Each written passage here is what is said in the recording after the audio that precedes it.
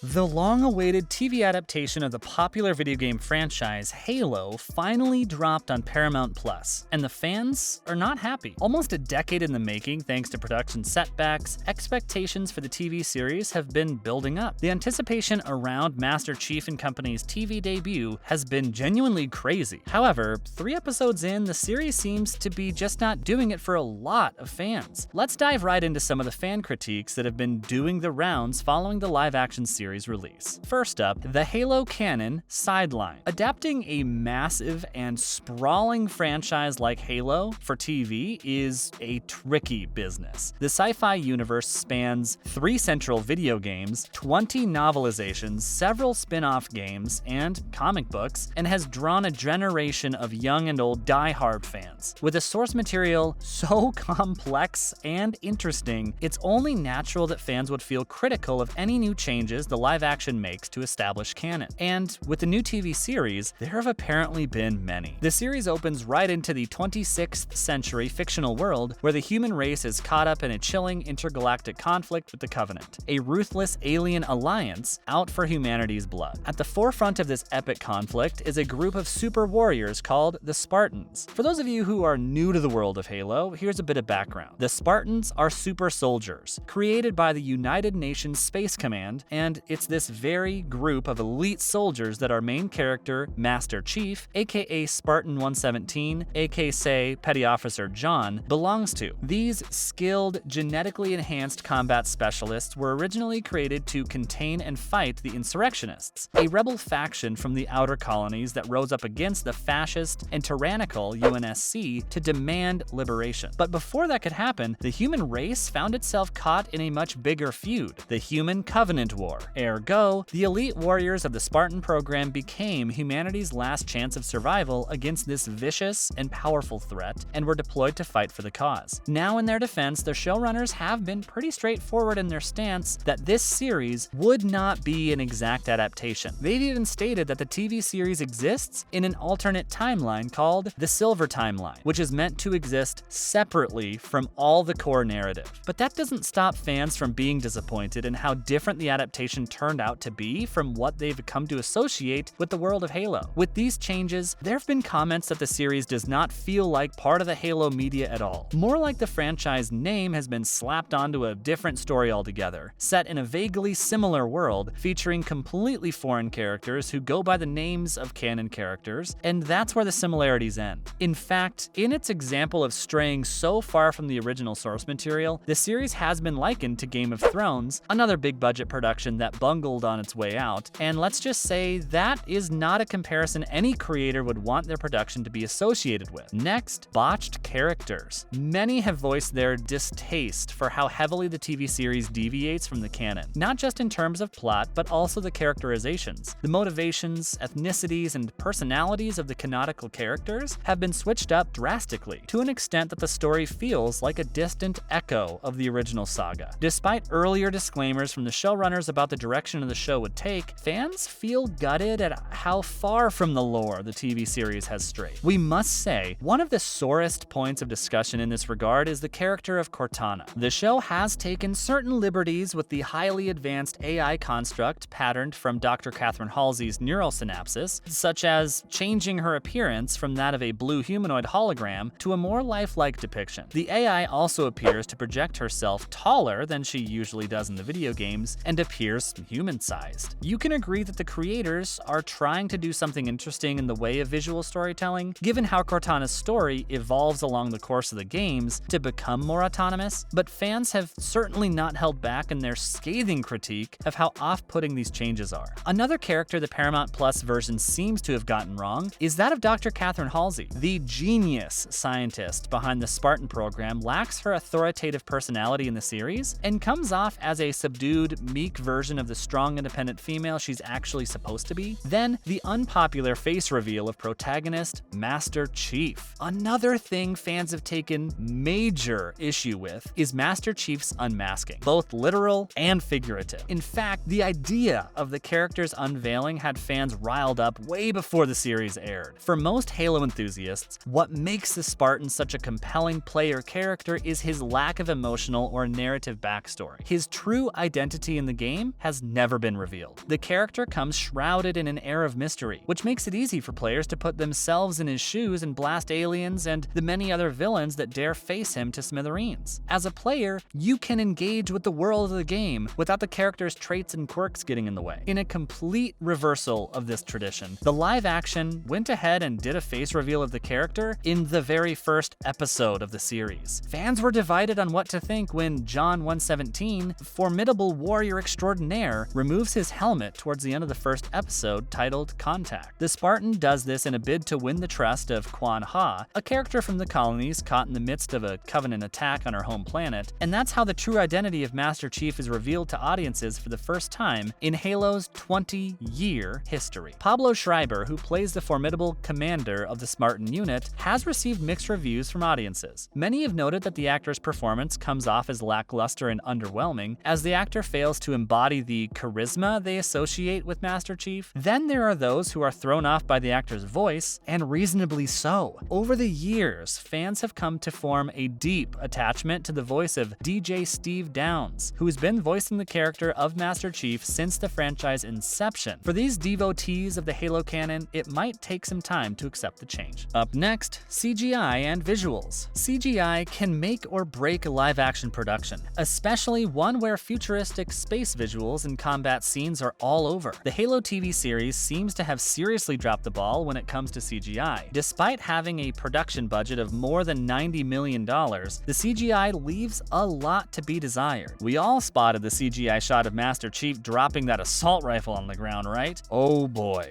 We'll admit that some CGI visuals are gorgeously done and deserve genuine appreciation, but overall, it's a bit hit and miss with the visuals. For those of us who are still willing to give the series a chance, the bad CGI just ends up taking you out of the narrative. That, combined with the poorly choreographed combat scenes, awkward-looking armor and weapons, and minor visual inconsistencies, simply not a good look. Then there is this stiff dialogue. This is perhaps where most TV or film adaptations of video games fail, and the Halo TV series also falls prey to the evil of weak writing. A lot of the dialogue between the characters feels stilted and awkward, taking away from the dynamics being set up between them. For most fans, the adrenaline rush and excitement of the Halo video game experience is leagues beyond whatever narrative tension and drama this live-action adaptation seems to be setting up. It's simply not giving us the same kind of kick. The TV adaptation needed to put forward some seriously strong dialogue and writing to create an immersive world as rich and indulgent as that of the gaming series. Admittedly, the fast-paced, action-rich sequences of the pilot episode were thrilling for sure, but the dialogue-heavy, exposition-filled second episode seriously put the brakes on the exciting roller coaster that was promised in the season premiere. Next, the glass-half-full picture. While it's true that fans have been extremely outspoken in their critique of the show, a lot of Halo lovers agree that the series has pleasantly exceeded their expectations. On its own, the adaptation definitely has some merits. Newcomers and oldies alike agree that it makes for an entertaining, genre-twisting piece of science fiction television. The humanistic spin on Master Chief has intrigued a lot of followers, and fans are curious to see how the show explores the human side of the stoic warrior hero. The idea of a redemption arc in the making for our favorite Spartan commander is certainly gripping. To quote some glass-half-full fans, this is not the show they expected, but it might just turn out to be a show they'll stick around with. And that's all for today's video. Is there anything we missed about the new Halo series that you think is interesting? Let us know in the comments below. Make sure to give this video a thumbs up and subscribe to our channel for more videos like this. See you in the next one.